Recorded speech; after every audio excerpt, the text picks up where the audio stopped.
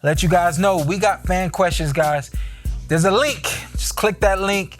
Make sure you get on, man. We want to see you guys. We want to hear from you guys. You get a moment to get on the PorterWay Podcast. Why wouldn't you want to do that? Let's show this fan question real quick. We'll answer the question. We'll do our motivational message. And we out here for the week.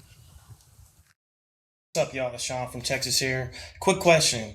Which fight would you rather see? Crawford versus Janibek at 160 or Crawford versus Charlo, the big Charlo, at 168? Also, how do you feel about a Boots Ennis versus a Bakram for the title at 154? Tough fight, but this would give him more leverage and build his name at the weight division.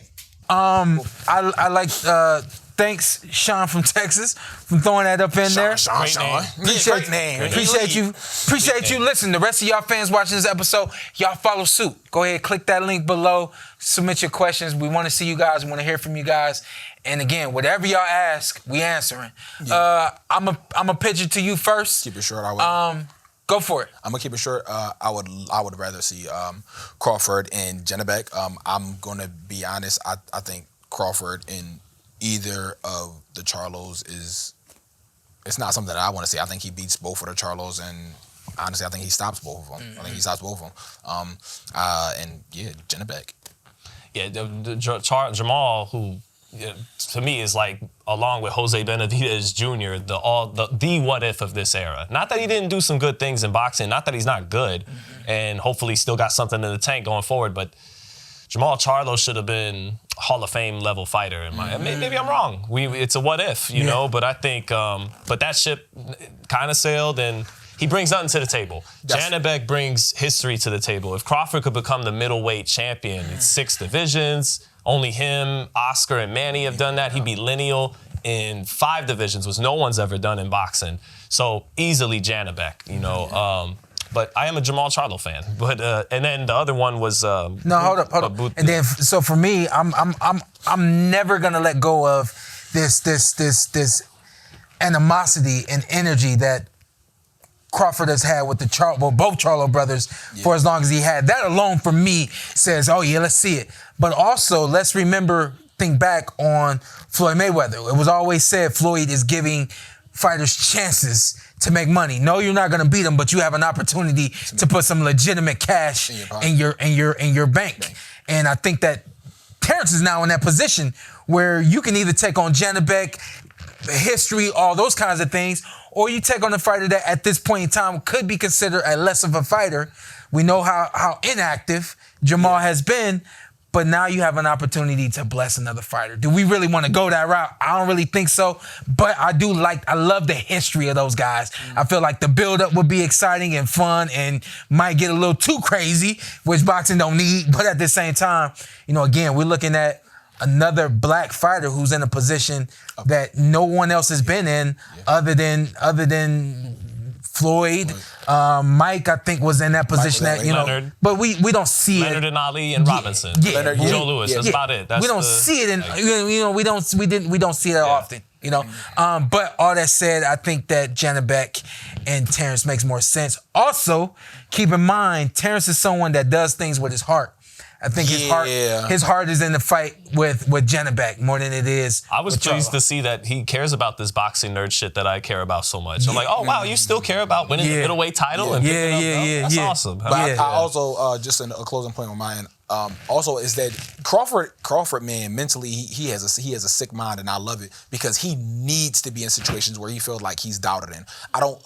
People feel like, oh, you can't beat him because this. I feel like with the Charlos, they don't like in his mind, they don't really bring that to the table for him. But I feel like with the Janibek, with the whole Janibek thing, I feel like, you know, that's saying if Janibek gets past Lara. There it is. There it is. You gotta say if Janibek gets past Lara. Yeah. If that happens, then yeah, I feel like people won't be like, yeah, he gonna be too much for Crawford. He long. Well, at least give him a real chance. Give him a real chance, which will piss him off enough. Yeah, and that's gonna make him be like, and that's gonna make him say, yeah, no, because Crawford don't like being in the situation. Like, yeah, we think he going. Crawford don't want that. That's why people say what they want in closing. Man, you know, I can't. It's not a thing where I love it, but I love how he was raised. Yo, his mom put a monster in that boy. She put a monster in that man. She really did. And you know, hey, good, bad, or indifferent, however people feel about it, that woman put a monster in that man, and he thrives off of that. Yeah, so 100%. Let's go real quick on Murtazaliev and Boots. So I love that fight. That was the question. The question was, do we think we should see him in a fight? Yeah, I do. I think that's the fight that's the stamp on let's get Virgil Ortiz and Boots. I said that like 3 weeks ago. Yeah. Go ahead, go. Look right there. See, that's over a year ago. Oh. Right? So over a year ago. We talked about it too. Boots versus Bakram was a video I made a year ago with my man Raheem. Yeah. And I don't know. It's okay. Boots is. It's hard for. And that's not an easy fight. For all y'all that be Boots washes everybody, that ain't an easy fight. No. I mean, Bakram looked tremendous last year against Zoo. He might, yeah. I would pick him. That's what I'm about to say. Like I would pick Boots, but Bakram he had a little bit of the boogeyman label following Tim Tszyu and couldn't get any suitors. Yeah. Nobody was calling him up to. So if you're Jaron Ennis and you don't have a belt yet at 54, and I said this a year ago before he even moved up.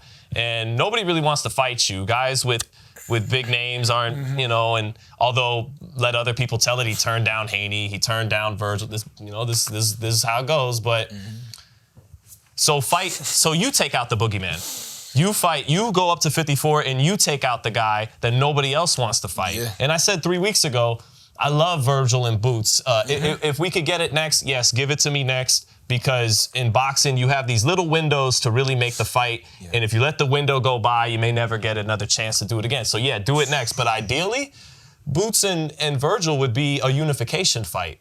And I would love it if Boots could fight Virgil, or Boots could fight Bakram, and Virgil fight Fundora. The WBC should be mandating that fight anyways. So, and then after that, boom, unification, ring mag, the whole 9 yards.